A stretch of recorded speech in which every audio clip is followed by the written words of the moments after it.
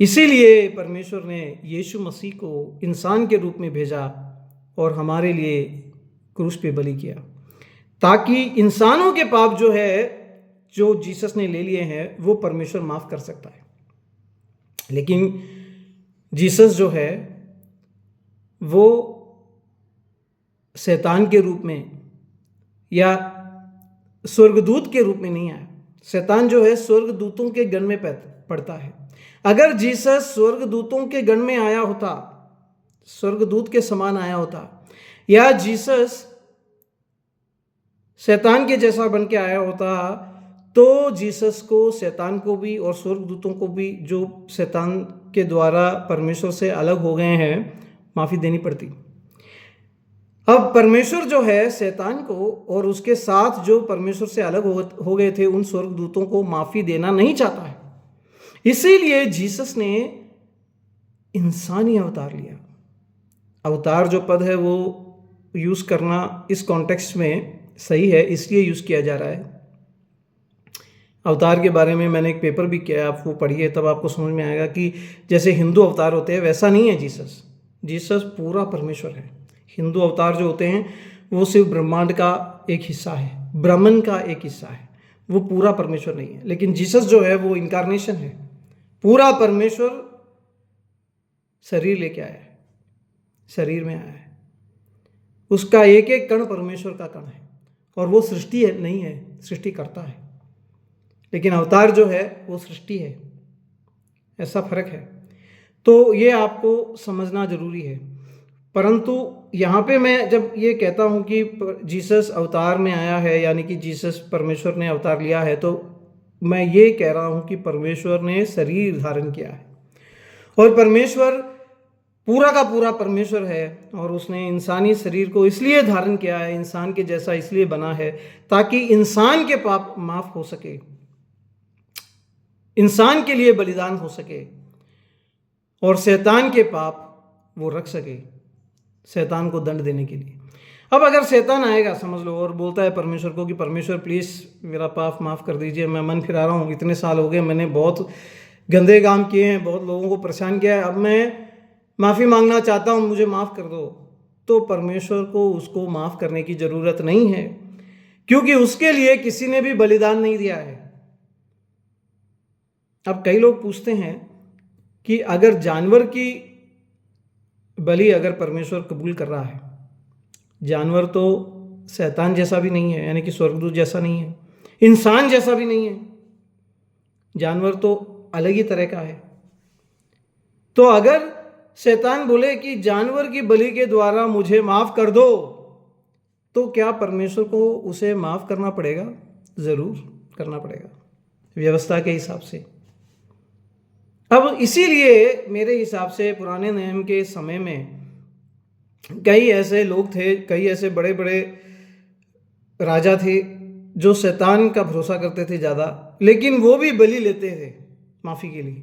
अब ये जो माफ़ी है वो किसको मिल रही है? लोग जो बलि दे रहे हैं, चढ़ा रहे हैं, वो सोच रहे हैं उनको मिल रही है, लेकिन वास्तव में वो किसको मिल रही है? उनके देवता को मिल रही है।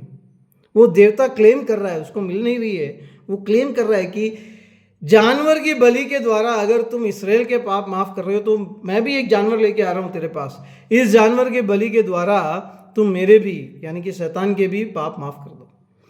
इसीलिए परमेश्वर को ये जो जानवर की बलि का जो सिलसिला था वो खत्म करना जरूरी था। जब परमेश्वर ने इब्राहिम से ये वाचा की, इब्राहिम से ये नाता बनाया और इसराइल से ये वाचा की और कहा कि अगर तुम में से कोई भी व्यवस्था यानी कि कानून का उल्लंघन कर देता है, व्यभिचार कर देता है, मर्डर कर देता है या किसी का कुछ चुरा लेता है, तो तुम्हें बलि देनी पड़ेगी, बलि चढ़ानी पड़ेगी और तुम्हारा जो पाप है वो माफ हो जाएगा। तो वो सिर्फ जो व्यवस्था के अंदर है उन लोगों के लिए है, जो वाचा में आते हैं, परमेश्वर से जिनका रिश्ता है उनके लिए है, बाहर के लोगों के लिए नहीं है। और जो जानवर की बलि परमेश्वर कबूल कर रहा था इनके नाम पे, वो परमेश्वर इस आधार पे कबूल कर रहा था कि परमेश्वर खुद इंसान के रूप में आगे जाके आने वाला है। अब कई लोग पूछेंगे कि परमेश्वर इंसान कैसा बन सकता है? परमेश्वर इंसान है नहीं, परमेश्वर तो दूसरा है। स्वर्गदूत भी अलग है, इंसान भी अलग है, और जानवर भी अलग है। इन सब की जो महिमा है वो अलग है। तो परमेश्वर इंसान कैसे बन सकता है? अब परमेश्वर इंसान बन चुका है पुराने नियम में, तोरा में। जब परमेश्वर ने इब्राहिम को दर्शन दिया था तो परमेश्वर और 2 स्वर्गदूत उसके पास आए थे। सोदोम और गमोरा का नाश करने से पहले इब्राहिम को परमेश्वर ने कहा कि ये मेरा मित्र है, मैं इब्राहिम से पूछे बिना कुछ भी नहीं करना चाहता। इस मित्र से मैं आज बातचीत करके फिर मैं डिसाइड करूंगा कि मुझे सोदोम गमोरा का ख़त्म करना है, नहीं करना। और सोदोम गमोरा का पाप इतना ज़्यादा बढ़ गया था। सोदोम गमोरा का पाप क्या था? होमोसेक्सुअलिटी। वो इतना ज़्यादा बढ़ गया था कि परमेश्वर सहन नहीं कर पा रहा था, और परमेश्वर ने डिसीजन ले लिया कि इसको जला के राख कर देगा। अब जब परमेश्वर ने ये डिसीजन ले लिया था तो परमेश्वर फिर वापस इब्राहिम के पास आ रहा है, शरीर धारण करके आ रहा है। उसमें से 3 लोग आए थे इब्राहिम के घर में, उसमें से 2 लोगों को इब्राहिम कुछ नहीं कहता है, उनको किसी भी रूप में संबोधित नहीं करता है, लेकिन उसमें से एक को इब्राहिम लॉर्ड यानी कि परमेश्वर के लिए जो पद इब्राहिम यूज करता है दूसरी जगहों में, वही पद उसके लिए यूज कर रहा है। क्षमा, पाप की क्षमा कौन दे सकता है? सिर्फ भगवान दे सकता है, सिर्फ परमेश्वर दे सकता है, इंसान नहीं दे सकता, स्वर्गदूत भी नहीं दे सकता, ये तो हम सब जानते हैं। अब इब्राहिम किसके लिए प्रार्थना कर रहा है? इब्राहिम इस लॉर्ड से यानी कि इस परमेश्वर से सोदोम और गमोरा के पाप को माफ करने के लिए, क्षमा करने के लिए प्रार्थना कर रहे हैं। तो पाप की क्षमा कौन दे सकता है? सिर्फ परमेश्वर दे सकता है। इब्राहिम तो सबसे पहला इंसान है जिसने परमेश्वर को अनदेखे परमेश्वर को माना और उसमें विश्वास किया। इब्राहिम एक इंसान को प्रभु या लॉर्ड कैसे कह सकता है, और उससे दूसरे लोगों के लिए क्षमा की भीख कैसे मान सकता है? क्या इब्राहिम को यह ज्ञान नहीं था कि यह सिर्फ इंसान है, परमेश्वर नहीं है? इब्राहिम तो आपसे और मुझसे और मूसा से भी ज़्यादा परमेश्वर को जानता था। ये तो मूसा खुद कहता है। अगर ऐसी बात है तो इब्राहिम ने जिसको आइडेंटिफाई किया, जिसको पहचाना प्रभु के रूप में, जिस इब्राहिम ने पाप क्षमा की प्रार्थना की, अपने लिए नहीं दूसरों के लिए, वो ज़रूर परमेश्वर खुद है। और वो परमेश्वर कौन है? वो परमेश्वर जीसस क्राइस्ट है। उसके बारे में भजन संहिता 110 में ऐसे लिखा गया है कि प्रभु मेरे प्रभु से कहता है।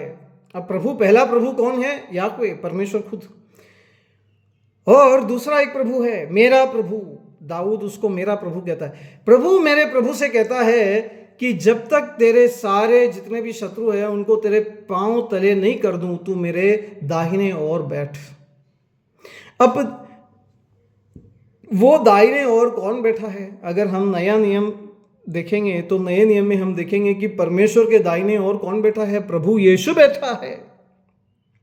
प्रभु यीशु क्रूस पे मर के गाड़े जाने के तीसरे दिन उठ जाता है। उठने के बाद 40 दिन तक अपने चेलों को किस लिए वो आया था, क्या उसने किया था, ये सब पुराने नियम के आधार पे, तोरा के और भजनों के आधार पे समझाता है। और उसके बाद में उनके सामने आंखों से वो ओझल हो जाता है, वो परमेश्वर की स्पेस में चला जाता है, वो स्वर्ग में चला जाता है। वो स्वर्ग में कहाँ बैठा है? ये चेले कहते हैं कि वो पिता परमेश्वर के दाहिने ओर बैठा है, right hand of the Lord, वहां पे वो बैठा है। अब यीशु मसीह जो है उसके बारे में ये भजन है। ऐसा यीशु मसीह खुद कहता है। यीशु मसीह इस भजन को लेके उसके जो बैरी थे फरीसी लोग, उनसे बात करते समय उनसे पूछता है कि अगर मसीह यानी कि राजा, यानी कि परमेश्वर का अभिषेक जिसके ऊपर है, यानी कि वो पुरोहित जो राजा भी है, यानी कि परमेश्वर खुद शरीर लेके आने वाला वो राजा जो दाऊद के गृह में पैदा होने वाला है, वो अगर दाऊद का पुत्र है तो दाऊद उसके बारे में ऐसा क्यों कहता है कि प्रभु मेरे प्रभु उसे कहता है। दाऊद मसीह को पुत्र नहीं बल्कि मेरा प्रभु कहता है। दाऊद मसीह को मेरा प्रभु क्यों कह रहा है अगर मसीह दाऊद का पुत्र है तो?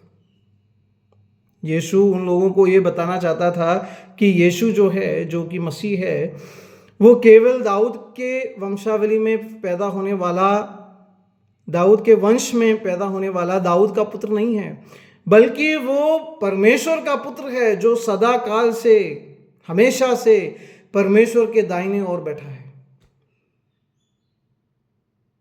और मर के उठने के बाद में वो वहां पर परमेश्वर के पास उसके दाहिने ओर चला जाएगा।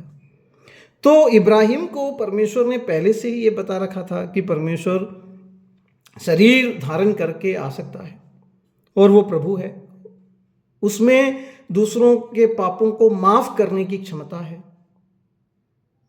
अगर ऐसा है, इसीलिए जीसस जब अपने चेलों को कहता है, अपने दोस्तों से बातचीत करता है, तो वो कहता है कि मनुष्य के पुत्र को दूसरों के पापों को क्षमा करने का सामर्थ, अधिकार परमेश्वर ने दिया है। वो मनुष्य पुत्र कौन है? जीसस है। वो मनुष्य पुत्र, जब जीसस अपने आप को मनुष्य पुत्र कहता है, मनुष्य का पुत्र कहता है, वो दानियल में एक रेफरेंस है, उसका प्रयोग कर रहा है। दानियल एक दर्शन देखता है, उसमें दानियल देखता है कि जितने भी बड़े बड़े राज्य हैं, राजा हैं, उन सबको एक एक बड़े बड़े जानवर के रूप में वो देखता है, और ये जानवर जैसे शेर है या भालू है, ऐसे जानवरों के रूप में देखता है। और ये जानवर जो है वो एक मनुष्य के पुत्र के रूप में एक आदमी है, उसको वे मार रहे हैं। मारने के बाद में परमेश्वर उसको उठा देता है, जिला देता है, और जिला के उसको परमेश्वर के दाहिने ओर बिठाता है।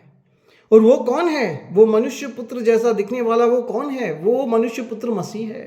वो मनुष्य पुत्र भजन संहिता 110 में जिसके बारे में जिक्र है, वो प्रभु है, दाऊद का प्रभु, दाऊद जिसे मेरा प्रभु कहता है, वो है। अब यीशु ये करने वाला है। यीशु परमेश्वर इंसानी रूप में आने वाला है। इसका जिक्र कहाँ पे है? उत्पत्ति में ही है। इसलिए मोसेस जब इनको व्यवस्था देता है और वाचा के बारे में समझाता है, तो मोसेस इन लोगों को कहता है कि परमेश्वर की ये व्यवस्था है, ये कानून है, इस कानून के हिसाब से अगर आप चलोगे, आप एक दूसरे से प्रेम करोगे, परमेश्वर से सबसे ज़्यादा प्रेम करोगे, मर्डर नहीं करोगे, गंदे काम नहीं करोगे, तो परमेश्वर का जो सानिध्य है, परमेश्वर का जो प्रेजेंस है, वो आपके साथ रहेगा। और जब परमेश्वर का प्रेजेंस आपके साथ रहेगा तो आपके ऊपर आशीष रहेगा, जीवन रहेगा, और आप किसी के भी गुलाम नहीं बनोगे। ऐसी गंदी गंदी बीमारियां आपको नहीं होंगी, और परमेश्वर आपको अपने प्रेम से भरपूर करता रहेगा। परंतु जब आप परमेश्वर से अलग हो जाओगे, जब ऐसे व्यवस्था को पूरी की पूरी आप बिगाड़ दोगे, यानी कि आप व्यवस्था का पालन नहीं करोगे, बल्कि उस व्यवस्था को नीचा दिखाने का काम करोगे, जब आप वो कानून जो है, कानून के हिसाब से जो न्याय करने वाले न्याय करता है, वो न्याय को अन्याय और अन्याय को न्याय बताना शुरू कर देंगे। यानी कि मर्डरर को तो छोड़ देंगे और जिसने कोई गुनाह नहीं किया है उसको मार देंगे। ऐसा काम जब आपके समूह में होना शुरू हो जाएगा, आप समझ लो कि परमेश्वर आपको छोड़ के चला जाएगा। एक आदमी ने कुछ छोटा सा प्राप्त कर दिया, उससे परमेश्वर इसराइल को छोड़ के जाने वाला नहीं है। अब एक आदमी ने कोई व्यभिचार कर दिया तो वो बलि चढ़ा सकता है, उसको पाप क्षमा मिल जाएगी। वो बलि एक जानवर